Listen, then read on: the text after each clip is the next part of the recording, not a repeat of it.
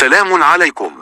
كشف سعيد شيبا مدرب المنتخب المغربي لأقل من 17 سنة عن قائمة اللاعبين الذين سيشاركون في نهائيات كأس العالم التي ستقام في إندونيسيا في الفترة الممتدة ما بين 10 نوفمبر و2 دجنبر المقبل. وتضم القائمة النهائية 21 لاعبا، وهم إسماعيل بختي، سيف الدين شلاغمو، حمزة كوتون، نوفل الحناش، فؤاد الزهواني، ياسر العيساتي وسط الميدان، المهدي أكومي، آدم بوفيندر، أيوب شيخون، محمد قاطبة، عمران نزيه أنا. يتجه وليد الركراكي مدرب المنتخب المغربي لكرة القدم إلى توجيه الدعوة للاعبين مغربيين محترفين بأوروبا وضمهما إلى قائمة منتخب المغرب الأولية استعدادا لمواجهة منتخب تنزانيا. ويتعلق الأمر بالثنائي حمزة منديل الظهير الأيسر لنادي لوفن البلجيكي ومواطنه ريان مايي مهاجم نادي ستوك سيتي.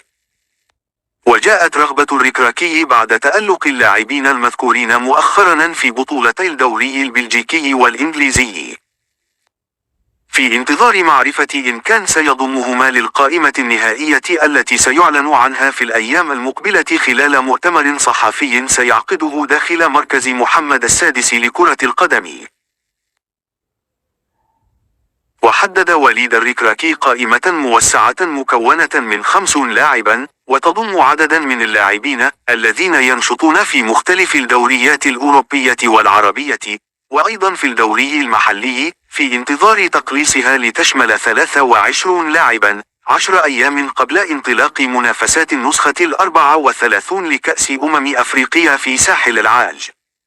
الهجوم: أنس علوي، نسيم العزوزي، أيمن النيري، محمد حمون، زكريا وزان، عبد الحميد معالي. وكانت بعثة المنتخب الوطني قد حلت يوم أمس بأندونيسيا استعدادا للمشاركة في هذه المنافسة العالمية، حيث يتواجد أشبال الأطلس في المجموعة الأولى إلى جانب منتخبات إندونيسيا، بنما والإكوادور.